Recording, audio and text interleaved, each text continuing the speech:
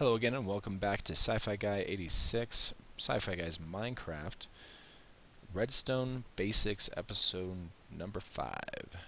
So in the last episode I talked about traveling redstone up and down, these three being up, these two being down. This one here is another way of going up. I figured I would show it to you. It does require 0 redstone.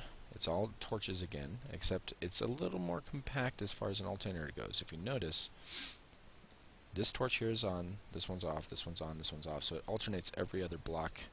Whereas this one, it takes two blocks to alternate, because it travels through the block to the torch. This one diagonally travels, because what happens, this is powering this block, which turns this one off. Then this one has nothing turning it off, so it's on, turning that one off, turning that off. You know, so it's like it's a much more compact alternator. It's just not as as far as height goes. So if you need more often to have little strips like this with off as your option, you're probably going to want to use that over that, because see how far away those off torches are. All right, so let's go ahead and move on now. I wanted to talk to you guys a little bit about a simple couple of doors you can do in Minecraft. Okay, now these are the very simple basic stuff. This is not this. I'm using levers and buttons, but I'm not going to be using an actual T flip-flop or anything like that. I'll talk about those later. This is just a simple door to kind of show you more or less what you would probably do in a survival world without sticky pistons. And this is just about as simple as they go. Okay. So we've got our flat wall here. It's a little less of a flat wall actually. It's got this indentation here. So it's not a flush door. So it'll be obvious that there's a door there. Something you could do to help disguise that is put like a pattern on the wall, like pillars or something that'll help disguise. Alright, so from here, all you need to do, I need a repeater. There we go. So, oh, I need a block, and I just got rid of my block too. There we go. All you need to do is put a redstone dust on top with a block behind both of these. Really easy. Oops. Dust. Okay. Now, what happens when I send power to this? Well, it's a pretty simple concept. It works really easily, actually. The way that I've used this, actually, was to have this a little bit further out. It was kind of like a part of a design of a wall. So I'm going to go ahead and do that, because it worked out really well.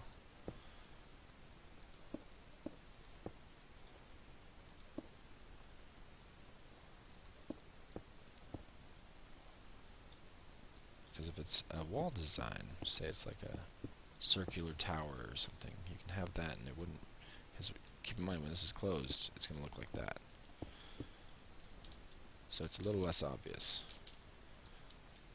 Okay, anyway, something you can do in survival. Now, if you were to connect this to power, all you have to do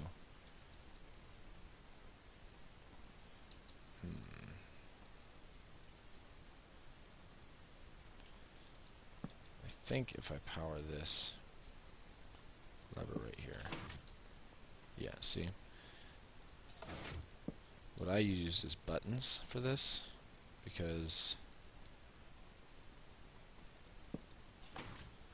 it gives that pulse. Okay? Now from here, what you want is to have this guy powered by this side. So you have an open button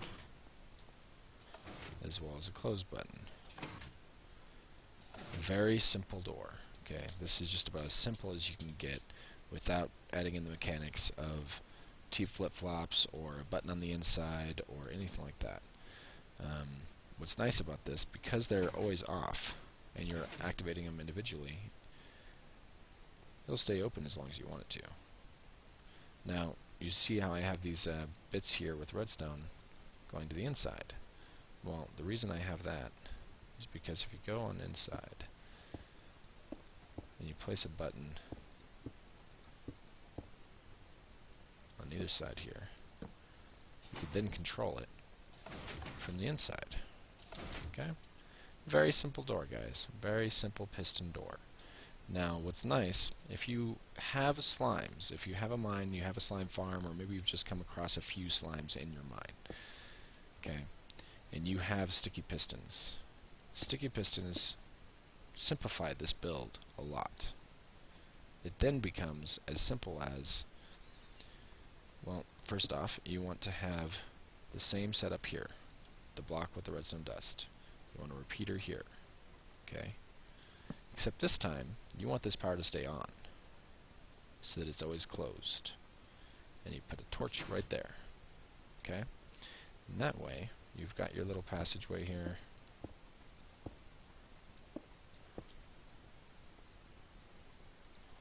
Oops.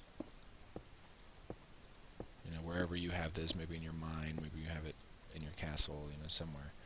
Wherever it is, you have your passageway there, you have it always closed, okay? Now to turn this off, as you saw before, we're going to create an alternator. We just have to send power into this block to turn that torch off.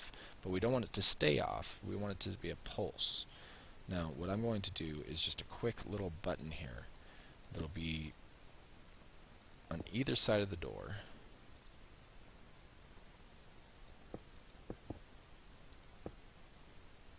That will allow you to press the button,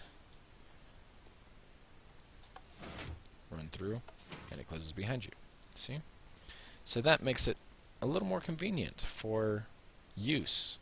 You know, it's much easier to deal with. Like if you're running from something, you don't have to worry about pressing a door to open and then pressing the door to close. It should close by itself. Okay, so now we're going to go ahead and do the same thing we did for the inside button on the outside. We're just going to connect right across here, and then we're going to put a block here with redstone dust on top. And then we'll put a button right there. And there you go. That is done, guys. The only thing that I would suggest is filling this in, unless you want to have two options there. That's something that I'll do in an adventure map maze, where you have a door, but not a button on the outside, just a button on the inside. And you have to choose very quickly if you have to go left or if you have to go right. And it makes for a very complex maze. Alright, but yeah, so that's two very simple doors. So you guys, if you knew nothing about redstone before, you can now build very easy doors here. Now, like I said, these work really well in a one wide hallway like in a mine, but if you want to use them in your castle, the circle works very well. But yeah, hope you guys enjoyed. I will see you next time on my episode 6 of Redstone Basics. Please like, share, and subscribe, and I'll see you next time.